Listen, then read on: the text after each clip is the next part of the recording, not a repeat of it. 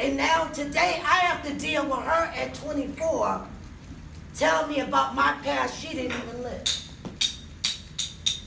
I don't know, I'm not gonna say I was a functional addict.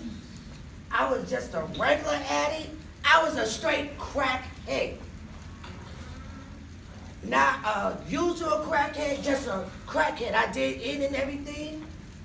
I'm not ashamed of my past, but I'm not proud of my past. Amen. Amen. See, I don't live my past today. See, what I live today is what God gives me today. Thank you. People say, how did you get off drugs? What program did you go to? None. Because see, I was brought up in church. I sung in the choir. You know, I usher. I was on the missionary board. So it ain't like God's word wasn't given to me since I was that high. Believe it or not, I am 49, getting ready to be 50. Hallelujah. Because I'm not supposed to be here. But that's what the devil said. That's what he said. That's what he said. That's what he tried. That's right. Because he did, see, the devil and me, we were boyfriends and girlfriends. He was my best friend. Nothing didn't matter but the devil. I worship him. I walked in the footsteps. He told me to go in them stores, push them carriage out. I did it. He told me to take your ID. I will make it and put my face on it. And if you ain't had money, I made some money. Literally, sit there and made money. But like I said, I'm not proud of my past. Right. But I'm not ashamed of my past. That road of 19 years using drugs, and just because you ain't smoked crack, you might can't relate. But I promise you, if you drink, if you smoke weed, you went through the same thing I was going through. That's right. You's losing weight. That's right. You're losing your mind. You acting up on your weed, Yep. like I act up on my crack. You skinny, just like I'm skinny. So it's no different of whatever drug you choose to use. Okay. At all. Because I know a lot of people smoke weed as they said, well, it's only weed. No, it's not only weed because they got too many names for it. Now see, when I was brought up, it was weed. Now we got purple, kush, sour, sugar daddy, green daddy. They don't name it all because they got to put all these chemicals in it. So why do you think your mind is a better setting than me on crack? You got more chemicals in weed than I do in my crack. So what's the difference? And you ain't even got to be addicted to the drugs. See, I don't know. Rev, no, I'm going to just take it there. See, I'm not going to shortcut none of my story. I'm going to take it all the way there. Like I said, I'm not ignorant. I'm real. And if you don't like it, you ain't got to hear it. If you don't relate, it's okay. Because I promise you, you got somebody like me in your family. That's right. I promise you, you got somebody sitting in jail. I promise you, you got an addict in your family. Amen. So, where did it take me? Drugs took me in denial.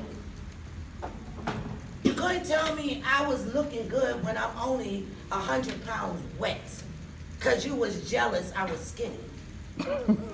I don't want to hear you. You just mad because I'm skinny. So when people try to tell another addict what to do, how to get clean, we don't hear you. We on drugs. If we ain't hearing God, how are we gonna hear? Who are you? Who are you? You're not God. I'm with the devil now. God's on pause. I told you, the devil's my boyfriend. We walk hand in hand everywhere.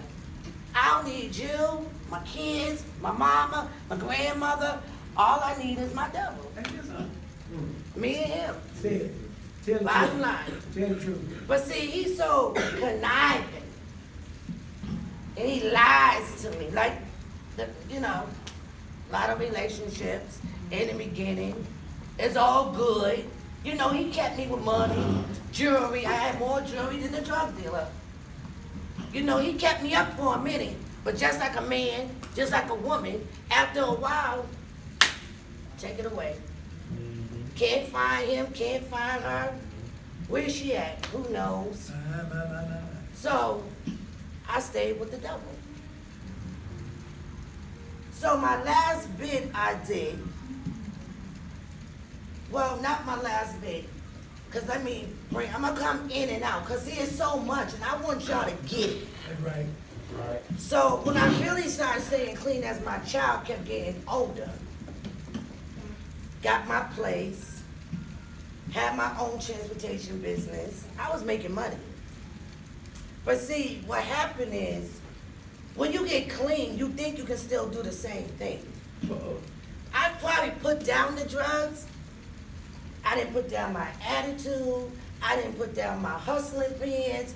I still had different things going that I shouldn't be having going. So I didn't let it all go. So eventually, I ended up using. See, they were saying in jail, because one thing you will do in jail, you'll read ghetto books, and you'll read your Bible. Them are two things you definitely gonna read. And if you want to get out of jail, you are gonna read some law library books. That's when you're trying to play your own lawyer. You know, we so smart, and we didn't go to school, but we're our lawyer when we're in jail. So, when I relapsed, it just took everything from me. My transportation, I never had my daughter. To this day, my daughter's 24. I had her till she was 18 months. I seen her. She was with my mother, you know, because I knew she'd be safe there. Right. So she was with my mother, and I see her on a daily basis. So in my head, I'm a good parent. And she's older, and she let me know, no, you hurt me. You wasn't there for me. And she's gonna make me feel it. But see, what I had to tell my daughter, I don't care what I did. Right. You and nobody else is gonna bring me down. Now, when I did them 19 years, you wasn't in that 2x4. You didn't come visit me. I didn't bend over and cough for you. I put drugs in my system, not in yours. So I owe you nothing. So when you learn how to be a child, you come see me. Because I'm soberly walking away from this mother thing with you. Now when you learn your place, you come see me. See, because when you get clean and sober, you know, there's a lot of dues. And my number one thing is, you will not and shall not disrespect me. And I don't care who you are. I want my respect. Because see, I tore myself so down and low. My God, my God. That once I got picked up, I demanded. No ifs, ands about it. I demanded. Yeah, you might be a good man, but soon you cross that line, adios. See, because one thing about me, and I'm gonna keep it with me, because in that way, when you see that I've been through it, you might can understand you. I demand what I demand, and that at all times. But how did I get clean and sober after struggling so much with the drugs? Well, when I had to live in a shelter and feed the people that lives in the park and wake up to them, I'm like, I was brought up better than this. I never lived in the projects, but I got a project attitude. I fight like I'm from the projects, but I ain't lived here. But I sure know how to act like I've been there all my life. So I looked at them people and I said, I can't believe this. And I'm the only black woman in this program. No. I'm like, Lord, how am I get out of this one? And I had a lady in there, she was black. She mentored to me. And then I just started getting into my Bible more, because I was brought up in the church, like I said. So I knew the word, and I knew I can go to my God. See, like they said, God ain't turning his back on me. I turned my back on him. That's right.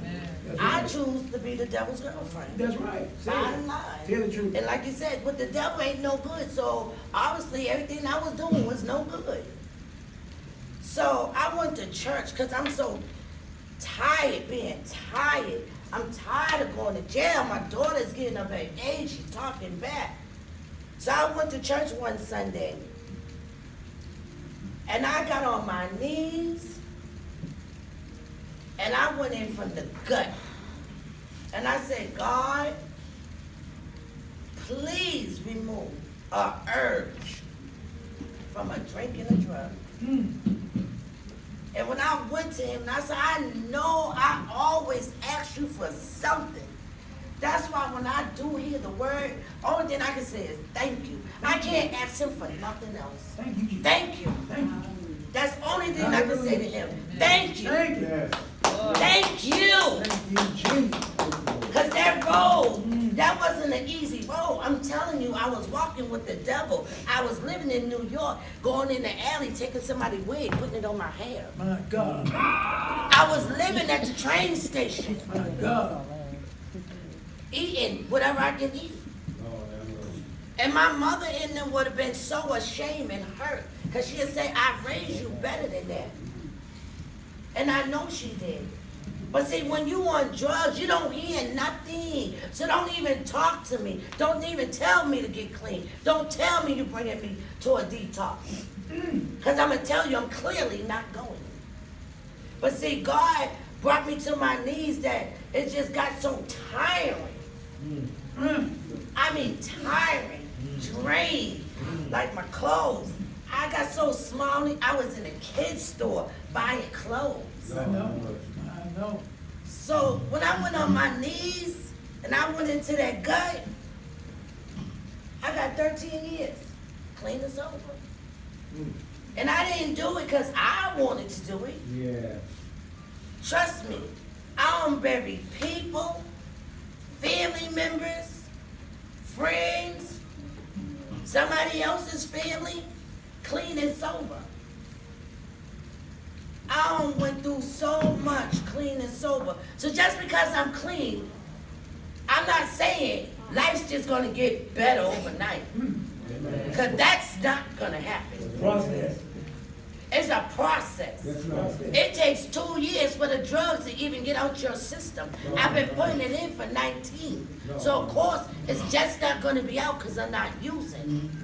And just because I'm not using, that don't mean I'm not gonna have that attitude like I'm using, because that is definitely gonna stay with me for a minute.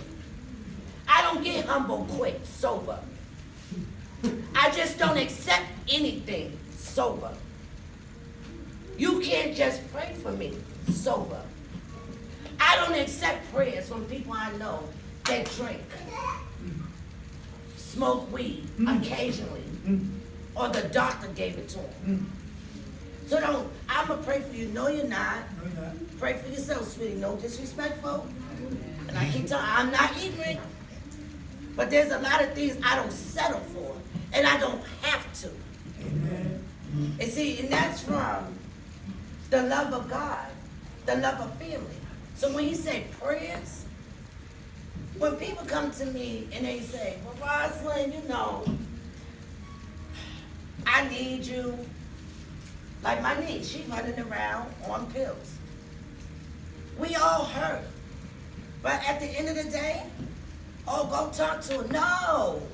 It doesn't matter what I say. She got to hit her own rock bottom. Right. That's right. What her rock bottom is, might be what I think her rock bottom is. You might look at me and say, oh, she in the street, she lost a kid, you think she'll go get herself together. That's what you think. But that's not my rock bottom, because I know my daughter's okay with my mother. I'm not dragging her in the streets. So no, that's not my rock bottom. I have to choose my own rock bottom to get what I need to get. I chose my bottom. And with the grace of God, here I'm brought, like I tell everybody, oh Lord, it's so much that I need to put out here, and I'm just trying to, because I really want y'all to get it.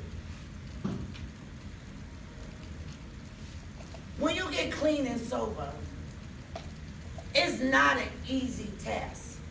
It wasn't easy to get the drugs, so it's not easy to stay off the drugs. So I don't know if I'm making sense to anybody or even anybody that even did drugs. But like I said, once again, it ain't about if you use drugs, because a lot of us, women, we're addicted to these men, don't want to do nothing for us, but spend our money on a man before we spend it on a child. Then we got men, they don't even want to get a job. Or if they get a job, they acting like they don't want to stay on the job because they're not getting paid and you ain't even got no education. So you shouldn't even have the job. Reality, you need to be in McDonald's. So how is you complaining for a job that you should be getting big dollars for and you're not even qualified for the job? But I'm going to tell you how God is, because me, myself, I've been store manager, business owners. Right now, I have 3 homes I own. No mortgage. Hallelujah. Because only God gonna give me what I can handle. Amen. He's not gonna give me nothing I can't handle. That's right. When it's your time, it's your time.